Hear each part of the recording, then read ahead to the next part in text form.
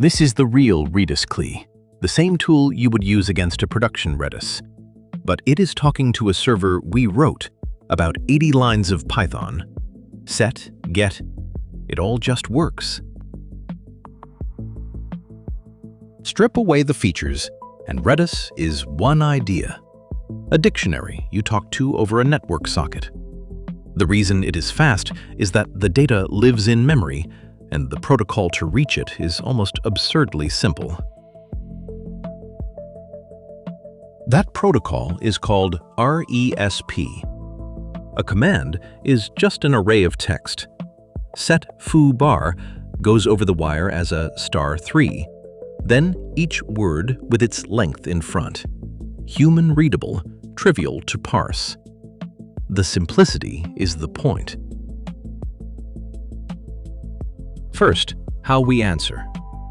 RESP has a handful of reply types, each tagged by its first character. A plus for a simple string, a minus for an error, a colon for an integer, a dollar for a bulk string. One tiny function per type.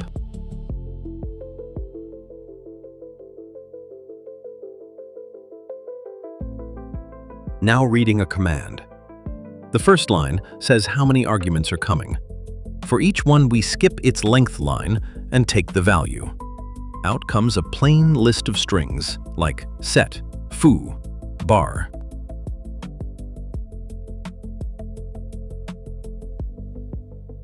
One small helper before the commands. A key can have an expiry time. This checks if a key is past its deadline, drop it, then report whether it still exists. We will lean on this everywhere. Now the commands, just a big if-else on the first word. Ping answers pong. Set stores a value in a Python dict. Get hands it back, or the null reply if it is gone. That is the core of Redis, right there.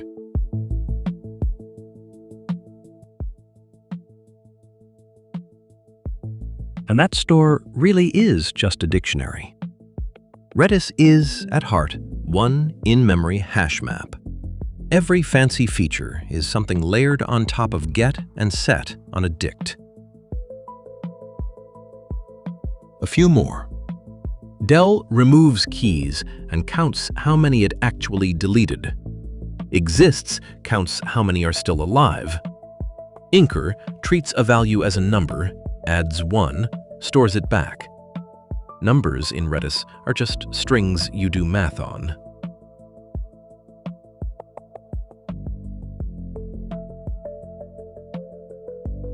Expiry as commands.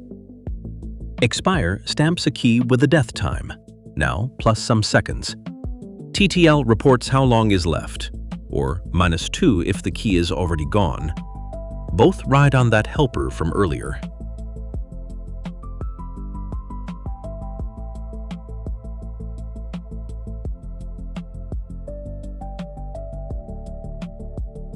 Here is the clever part.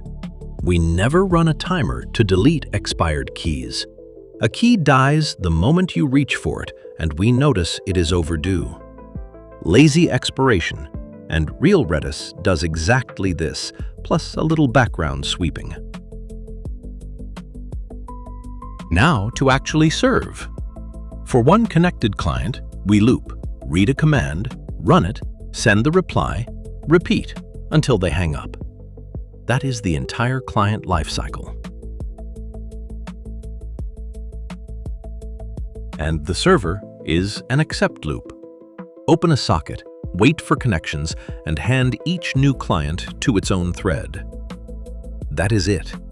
That is the whole server.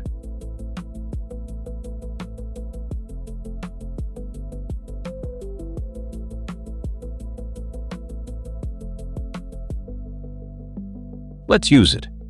Point redis-cli at our port. Set a key, get it back, then ask for a key that does not exist and get nil. A dictionary you reach over the network. Now expiry, live. Store a one-time code with a 60-second TTL. Check the time left. Wait a moment, and the key is simply gone.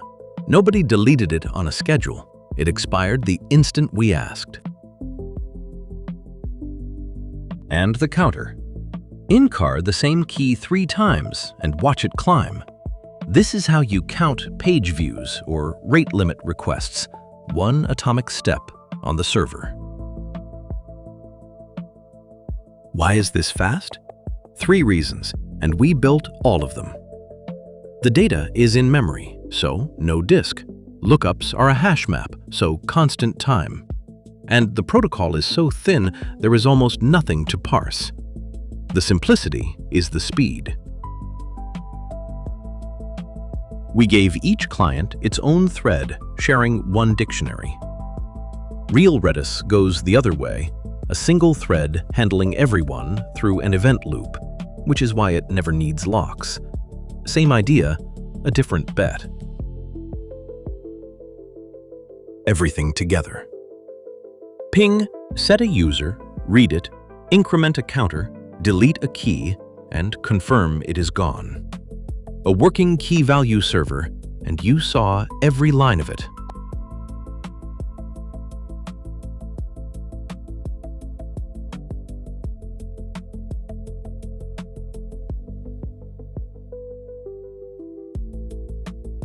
Real Redis adds persistence to disk, replication, pub/sub, and richer types, lists, sets, hashes, sorted sets. But the spine you just built, a dict behind a dead simple protocol, is exactly what they are built on. The full track is on iwtlp.com.